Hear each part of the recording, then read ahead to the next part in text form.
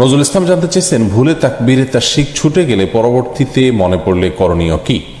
তাকবীরে তাশরিক প্রত্যেক সালাতের পর আইয়ামে তাশরিকের দিনগুলোতে, আরাফার দিন জিলহজের 9 তারিখ ফজর থেকে নিয়ে জিলহজের 13 তারিখ আসর পর্যন্ত, অর্থাৎ ঈদের পর তৃতীয় দিন, ঈদের দিন, তারপরের দিন, তারপরের দিন এবং তারপরের দিন আসর পর্যন্ত প্রত্যেক সালাতের পর নারী পুরুষ সবাই একবার করে তাকবীরে তাশরিক পাঠ করবেন। আল্লাহু আকবার, আল্লাহু আকবার, লা ইলাহা ইল্লাল্লাহ, আল্লাহু আকবার, আল্লাহু আকবার, লিল্লাহিল হামদ।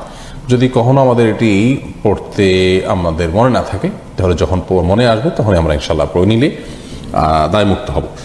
আব্দুল্লাহ বিশ্বাস যশোর এই আইডি থেকে আপনি জানতে চেয়েছেন, আমাদের এলাকায় দুই একটি বিষয় নিয়ে দুই গ্রুপের মধ্যে তুমুল মারামারি। এক গ্রুপ বলছে ঈদগাহে সামিয়ানা টানানো এবং গেট সাজানো নাজায়েজ, অন্য গ্রুপ বলছে এতে কোনো সমস্যা নেই। অনুগ্রহ করে এই বিষয়ে শরীয়তের বিধান জানানো উপকৃত হব।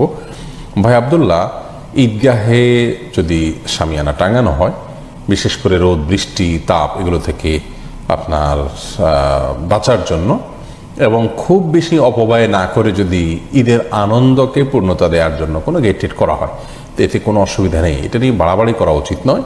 আবার গেট করতে গিয়ে অনেক অর্থ করি ব্যয় করে, গরিব মানুষ যেখানে খেতেও পাচ্ছে না অনেক সময়, সেখানে অনেক অর্থ করে ব্যয় করে অপচয় করাটাও সঠিক হবে না।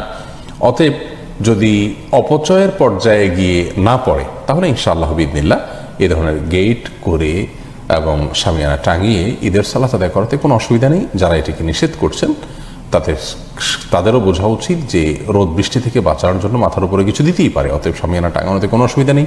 আর যদি সৌন্দর্যের অংশ হিসাবে করা হয়ে থাকে, তাহলে এ ধরনের সৌন্দর্য বর্ধন শরীয়তে নিষিদ্ধ নয়, বিধায় এটা নিয়ে বাড়াবাড়ি করা উচিত নয়।